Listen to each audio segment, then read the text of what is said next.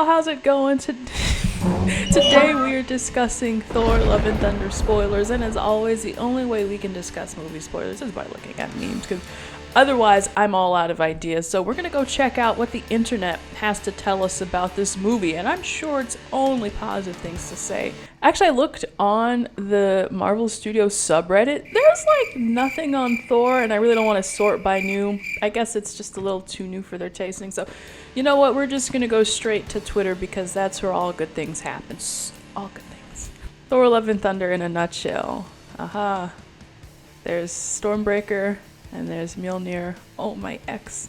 I thought that was kind of a funny storyline. Like, okay, you know, it got a little tired, got a little haggard after a while. Like, we get it. Stormbreaker is jealous. Stormbreaker now has a personality the same way that Stephen Strange cape is. It was cute, but I think kind of like all of the jokes in Thor: Love and Thunder, they get exasperated after a while. So, whew. The fact that Korg's boyfriend was called Dwayne. Yeah, I'm not gonna lie, like, cause this joke happened like at the very end. So after me like sitting in the movie theater, like, what did I just watch? And then Korg goes, and then I met someone who was very nice, and his name was Dwayne. And I was like, Dwayne, the Rock. I was so mad that I laughed at that joke, because that was like the 1 millionth joke. That was the one where you ring the bell and you're like, you did it, congratulations, your 1 millionth joke. But I did find that one funny. Okay, fine. Throw a spoiler out of context. Haha, he can fly in his room like Harry Potter. And the face. The broom thing was kind of cute, but that was one of the first things where I was like, this is gonna be really childish. She was like, hold on to your hands. And then Taika just couldn't put the hit out on Korg. How dare they? Just please. Shut up. Korg, for the love of God. If I was there, Korg would be a pile of dust. He would have no face. He would have... Oh, this is new. Finally, some quality stuff on Twitter. Mother, father, Heimdall, Loki, Tony, Natasha. Wow. Loki question mark. Thor bought a Disney Plus subscription. He was like, I don't quite know. She thinks I'm dead. Good God. Oopsie. Yeah, where are the chosen few? The Thor's 4. Whatever those people were called, yeah. Well, we've got Lady Sif. Listen, does it matter if nobody cared in the first place? Thor 4. Also Thor 4. You know what, the one thing that I didn't point out, a lot of people were mentioning how the scenes on Gore, when, you know, he banishes the kids to the Shadow Realm and they go there, and so you've got that black and white looking planet. A lot of people were like, if we can give Thor Love and Thunder credit for one thing in this entire movie next to Christian Bale's performance, it was that planet and how they kind of sucked the saturation out of everything. That did look really cool, and it kind of looked like Taika was also using that lighting effect that he did for the Valkyrie scene, the Valkyrie flashback scene in Ragnarok, where the shadows are kind of doing this dance, and there's this whole thing where it was like he discovered that technique from a friend. I do think that was really cool. I just always felt kind of underwhelmed by the action whenever Gore was, I don't know, he was like menacing, but a lot of people were like, well, we didn't see Gore the God Butcher doing a lot of God butchering, and I was like, yeah, that's exactly it. Like, if we had just gotten more build up from him, show how scary he is before he gets to Thor, because you want to build that up. You want them to be like, oh my gosh, this is such a, you know, how are they going to avoid this? But it's kind of like when you just jump in and you don't get that preamble of this is how scary he is, except for that one time when he snatched those children like 5 minutes ago. It's kind of like, well, you know, or when he killed the flower fairy. We didn't kill the flower fairies, thank goodness. He did kill the guy who controlled the flower fairies. I would be very upset if Gore the God Butcher killed the flower fairies, because I love the flower fairies. Thor: Love and Thunder spoiler without context.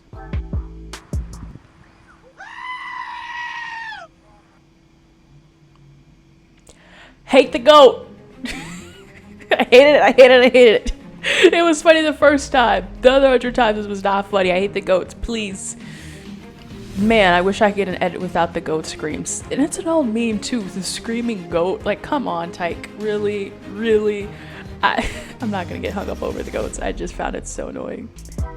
That scene with Valkyrie saying she feels she won't love again after losing her girlfriend. Man, stand up, Carol Danvers is waiting for you. You know, that was kind of weird, and not that I'm the person to be talking about this, but to be talking about, at least to have Tessa Thompson and Kevin Feige, I don't know if Taika Waititi, at least those three kind of in the mix talking about representation in this movie, especially as far as sexuality and Valkyrie being bisexual. And then, as I mentioned in my spoiler-free review, it just seemed like they had really thrown her storyline to the side, you know, like she was kind of watching Thor and Jane have these interactions, and she's, you know, she's kind of like, oh, I wish I had something like that for myself. And then she has like no romantic story arc. She has no character progression. There's the one scene where she kisses one of the girls on the hand, and it's like, you know, gotta cut that out of China. Whoa, that was naughty. But yeah, I'm like, it seemed like a huge waste of just having Valkyrie there in the first place. As a big Valkyrie stan, I was kind of upset. But they could have just either not mentioned anything at all and maybe just had it come up, as far as romance come up for Valkyrie in later movies or like a spin-off or something. But for this, it just felt like wasted potential, and I'm big mad. If you can't say Mighty Thor, at least address me by Dr. Jane Foster. And not say mother for an entire minute. Bonk! Jeez Louise, guys. Calm down. It's just a big, strong lady with muscles. Okay. I don't know why this one in particular gets me. No. I didn't even like that.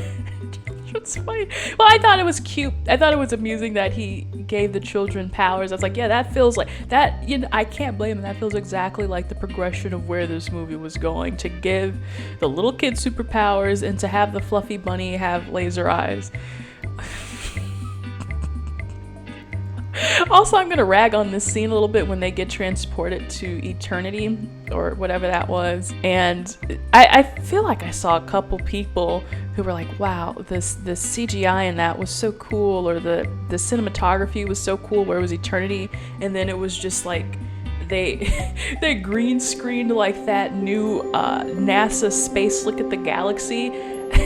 I was like, this looks kind of subpar, guys. It's like, when I was watching that in the theater, I was like, this doesn't seem very cool. Then I saw people just like, oh my gosh, that looks so. I was like, no, it doesn't. It looks like I could have done that at home. I'm sorry. I wish I had good things to say about this movie. About Thor's story in this movie after all the things that he has been through. Thor's been through a lot of shit. I mean, people have like, I mean, like, you know. Yeah. I think Thor's actually like a very lovely character. And he's been through so much, let's just throw some jokes on top of that. You know, that's what's sad, is that you come to a character like this, and then, you know, and this is kind of in every Marvel movie, there's just like no reprieve when you're trying to let a moment kind of sink in. Like somebody asks to make a joke, or somebody, you know, it's laugh at my pain, and I'm like, but you just said that Thor's been through so much, and now we're gonna have a laugh about it, mates. I think Thor, you know, he's expended so much energy helping others, saving other planets, and you know, and he's about time he helped himself. Gotta leave something in the tank for yourself. You know? Okay. I mean, it seems like they get it, but the execution, and I guess there was a lot of stuff cut from this movie, but if the sustenance was cut from the movie, like, come on. Watching Darcy appear on big screen made me squeal like a little kid. I mean, yeah, and she was there for like 30 seconds. I was like, oh, wow, okay. I thought there was going to be more Darcy when we saw her, but then I was like, well, okay, let's see if TikTok has anything of sustenance. It's so loud. Bro, no way. This scene, Thor Love and Thunder, will not be blurred in the movie. Chris Hemsworth said he had to do it for the sake of humanity. Yeah, no one... Okay. 9-year-olds on TikTok. What a surprise, nothing funny on TikTok. Thor Love and Thunder. Zeus. Did I like Zeus and Thor Love and Thunder? Yeah, Russell Crowe was okay. I think that's all I have to say about it. I don't know. I wish I loved it more. There's also the whole thing about Hercules coming out, the guy from Ted Lasso. I don't even watch Ted Lasso, just a bunch of people like, that's that guy from the show that I like on Apple. So, yeah. This is the Thor memes. Make way for Hercules. I don't even know how that's gonna, because you remember, like, this is throwing me back to like Guardians of Galaxy 2 when they teased Adam Warlock, and oh, we've been waiting a long time for that baby to show up. So Hercules will appear and at least maybe 2027 at the bare minimum. So we'll get around to that. There's one more thing. And IGN just put this out. Once Miss Marvel's finale airs this week, we will have officially had over 100 hours of MCU content between the movies and Disney Plus shows. Phase 4 is also currently almost the same length as the first 3 phases combined. Bruh. That is just bonkers, guys. I'm suffocating here.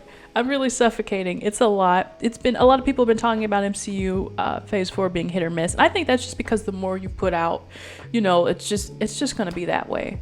Phase 4 is almost 50 hours long, and it basically feels like filler. Only Loki and Eternals are anything relevant to the story. I do think that's what the problem is. It's kind of like, which is funny because we went from these series where you only have 8 episodes versus series like Supernatural or something where you've got like 22 episodes, and a lot of it is filler, but you're like, hey, I'm just happy to be watching this. John Winchester is trending, right as I said that, by the way.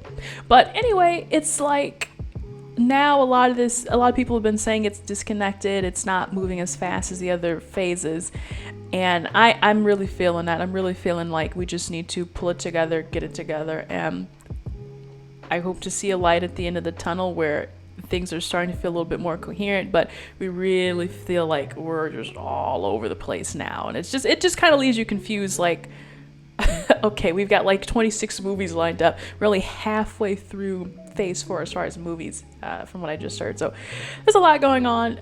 I still love Marvel nonetheless. I still like keeping up with it. I still like making fun of it because, hey, when you love something that much, you can laugh at its jokes and its pain, but not all of its jokes, not when it makes a million jokes. So I'm gonna leave it there, guys. This is now a open spoiler discussion, so let me know what you thought about Thor Love and Thunder. If you enjoyed it, just one of those movies to turn your brain off to. Yikes. But no, if you did enjoy, like, sincerely, I'm glad that you did. This just wasn't the movie for me. It was a big miss for me, but other than that, guys, I'm gonna leave it there. Check out some of my other videos. This video was personally recommended for you by the YouTube algorithm. Go check that one out. Be sure to leave a like, be sure to subscribe, and I'll see you in the next video. Bye.